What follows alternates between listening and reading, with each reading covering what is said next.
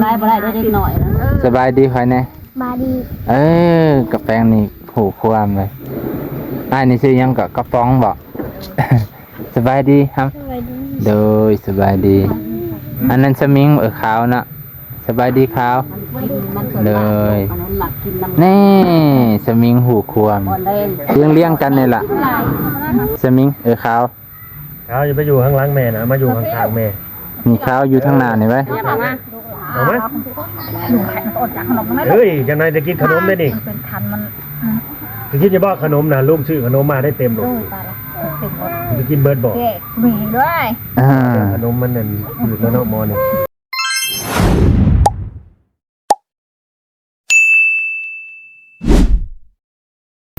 สบายดีพ่อแม่พี่น้องเบิ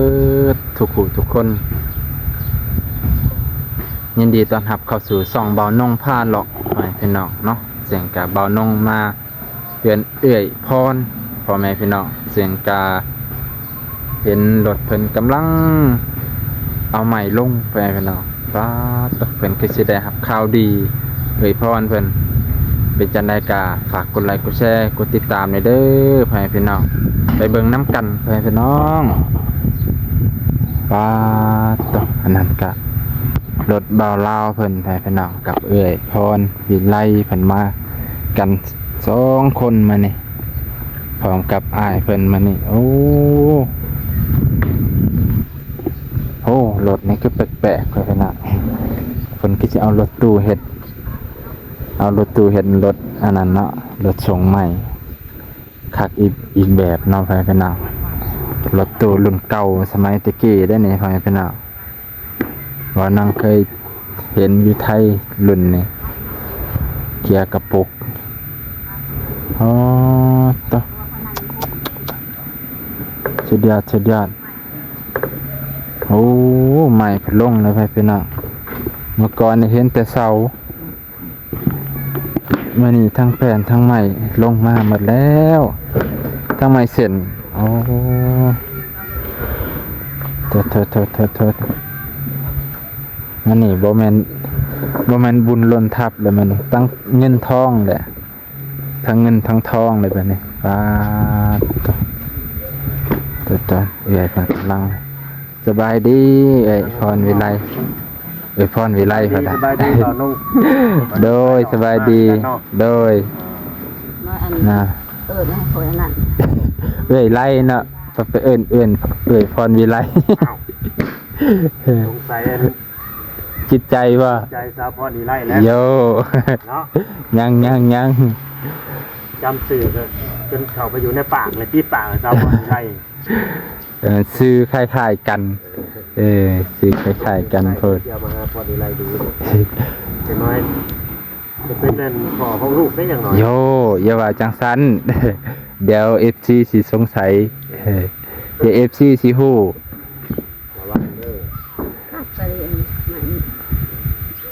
ป้า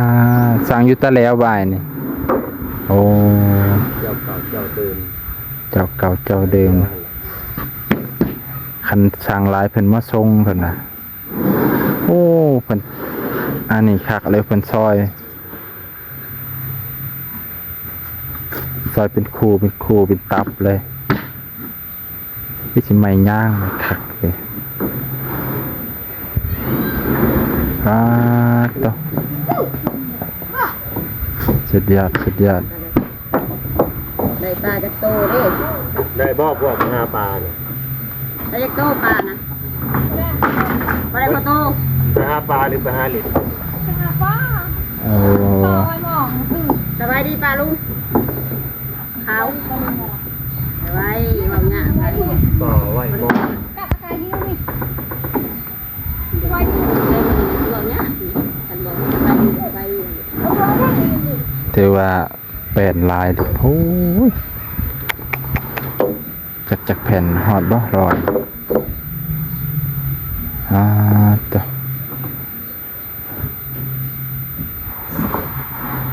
3 5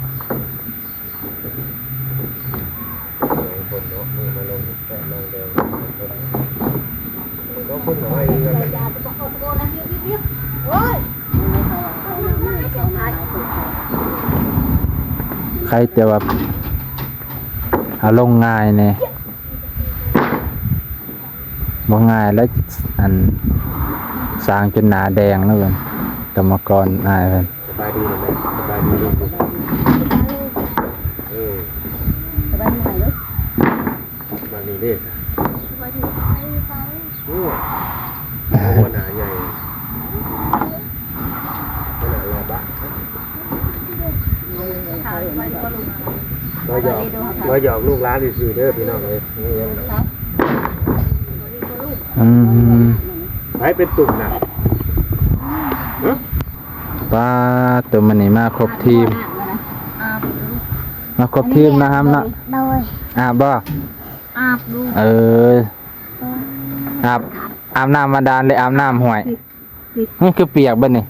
คือไรคอยเสียนั่น คือดิ คือไรบ่ได้ได้เด็กหน่อยนะ สบายดีค่อยแน่ มาดี กระแปงนี่ผูกความเลยนี่ชื่อยังกระป๋องบ่ สบายดีครับ สวัสดี โดยสบายดี อันนั้นสมิงขาวนะสบายดีขาว มัน เลย อันนั้นหมักกินน้ำ นี่สมิงหูความ อ่อนแรงอ่อนแห้งกินไรแม่นบอกอาบน้ำดูเด้ออาบน้ำแล้วก็ทูสบู่เสื้อผ้านี่ก็ซัก ชักขมือเชือกเท้าที่เขาจะ โอ้ เรียนคอยได้ชักขมือมันคันโคตรลูกก็ได้นะคะ หมอในไปกี้ได้บ่บ่เกี่ยวผมนี่คนลูกคนโต ไปตัดให้ผมมาเช้าตัดมางามใช่แล้วคนนี้ค่ะมัน รักษาโรคเอามาคันหัวน้ำมันยังแบบเต็มไปเลยน้อง ตัดหล่นไว้ก่อน จังดูแลง่าย ใหญ่ มันเป็นคันจน แล้วก็เลย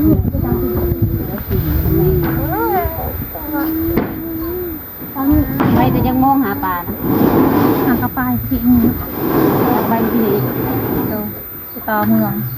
แรกไปหา ต่อมองบ่ไปต่อเมืองบ่จ้ะ ต่อหม้อ ต่อหม้อ ไปต่อเมืองเพิ่นน่ะ บ้านเขาเองไปใส่หม้อ ไปใส่อยู่ไสมองครับ ห้วย อยู่หัวยเฮานี่อาการใหญ่อยู่บ่ ถ้าจะบูบเนี่ย บ่เสียดายบ่ได้เนาะ เดี๋ยว บ่มานเพิ่นน่ะไปกับไผไปกับมา ก็ยังมัน ไปไม่ได้ไปไม่ได้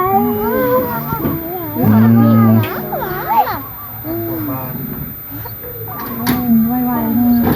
ดีใจอยู่บ่นี่ ดีใจ ดีใจอยู่ ดีใจบ่หลายเด้นี่ดีใจอยู่ดีใจแฮงเด้อแฟนเท่าใดเอ่ยนี่ ตีขนาด โอ้จักว่าฮอดร้อยเนาะฮอดร้อยแผ่นบ่ ก็แค่ยืนแล้วก็ว่า เออ เติมเจ้า ถ้าพ่อได้ไล่กับลูกนี่มายืนอยู่ด้วยยืนอยู่ ไปห้ามไปยืนน้ำแน่ ก็ยืนกันเนี่ย มาเบิดนะลูก ยืนดีๆเด้ออย่าหยอกกันเด้อ ฟ้องมาข้างนอกมา เนาะ ฟ้อง ไปฟ้องลูก เมื่อยไม่เล่นเลือกนี่ ตายแล้วลูก เป็นไงว่าเมื่อย ก็ได้เมื่อยยังเมื่อยไปหาเล่น เมื่อย ไปหล่ะไป ไม่ได้กิน เล่นลาย ไปยืนน้ำแน่ เล่นลาย ยืนเลยนะ เล่นลายแล้วก็มึง เพิ่นบ่ให้ยืนเบิดมือดอกยืนเข้าเดียวกันแล้ว เรายากเลยนะ ใจอยู่บ่อย ได้เขา ใจลายไอ้ไหนดีใจเลย อาการจังได้ดีใจนี่ นั่งลงไปครับนั่งลงกับทางแม่ นั่นแหละ อันนี้มอนะพี่ยังมองมาอีกเขาคือเขาไปอยู่ เลี้ยงกันนี่ล่ะ พนักเหรอเดี๋ยวพนักก่อน สมิงขาว เขาจะไปอยู่ข้างหลังแม่นะมาอยู่ข้างทางแม่ มีขาวอยู่ทางหน้านี่ไว้ ยังมองมา เอาไหม หนูแข็งอดจากขนมไม่ได้ เฮ้ยจังไหนจะกินขนมได้ดิ มันเป็นคันมัน จะคิดจะบอกขนมนะลูกชื่อขนมมาได้เต็มหมด โดยตายละเต็มหมด จะกินเบิร์ดบอก เด็กมีด้วย ขนมมันนั่นอยู่แล้วเนาะมอนี่จากความอีกได้เอาขึ้นขนมแล้วมันห่าวที่ไปเลย ปลามันขึ้นได้สักเด็กสักเด็ก ไปหาปลายังไม่ได้ปลาจักตัว ต ต่อไว้มอง เป็นต่อไว้มอง ต้องไปมองไปใส่มองเลย ไปใส่ในน้องนี่บ่ในพายตัวนี้ โอ้มีพูด คือบ่ไปใส่ในพายตัวนี้พายที่สีลายเด้ เขาหายไป เอาให้บ่บ่แม่นน้องร่วมบ่ระวังเด้อบ่แล้วลูกมากินมาปีนระวังมันลกมันตกใส่ลูกเด้อแปด แต่แล้วก็นอนเลย เอาแปดมาแล้วตัวสิได้สร้างก็จะมาไปกงไปกบแล้วเบิ่งเด้ออย่ามันเสียได้กลางคืนก็มาแบกเอาแล้วได้ เลย นอนก็ระวังเน็ตเด้อจะนอนแกะนอนจมเลย นี่กล่องเพิ่น เห็นบ่ โดย บ้านเจ้าเองเขาบอกคอยรับคอยนอนอยู่บนคนกลางคืน เป็นหายได้น้อยกับพูจะแล้ว พากันกินข้าวแล้วนี่ กินเลย กินอีกอย่างตอนเที่ยงนี่ กินห้าแน่ อาหารแห้ง โดย หมูยองน่ะบ่จัก โดย อาสิจะว่ากินซีนนะซีนเนี่ย คือจะหาดูที่ขนาด เอาบางอย่างในกินซีน กินหมูยองน่ะ เออ หมูยองเน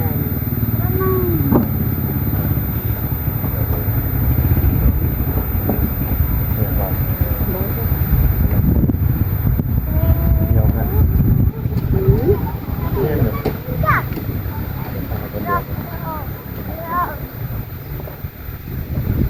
พากันเฮ็ดหยังบัดนี้พากันยกเมื่อกี้คือบ่ยกจอยข้าวสาก หน้าที่เอิญเขาลงอายกลงซอยเนาะ เอาแล้วน้อย บ้านนี้อยากซอยแล้วกู ดูผิดยามเลยครับ มานั่งน้ำแม่นี่นะเขา ได้แล้วล่ะ มานั่งไว้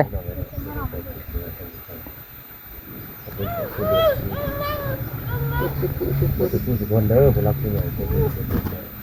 มานั่งน้ำแม่นี่เป็น แล้วเขาก็แล้วมันแบบไปลินนะถูกโมไปลินนะหมดเว้นโอนไปไหน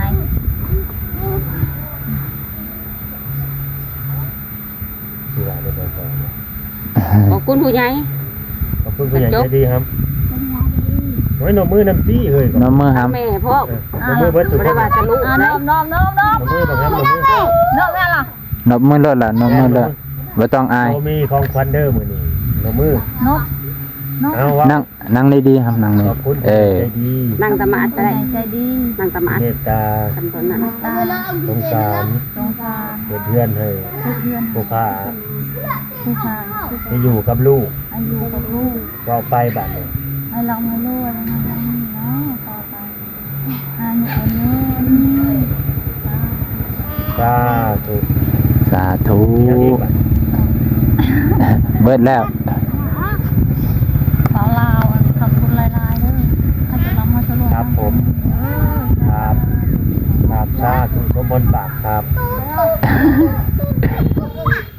อายเปล่า ไล่นี่อ้ายเบาลงเนาะ เอาแล้ว เปื่อย บ่แม่น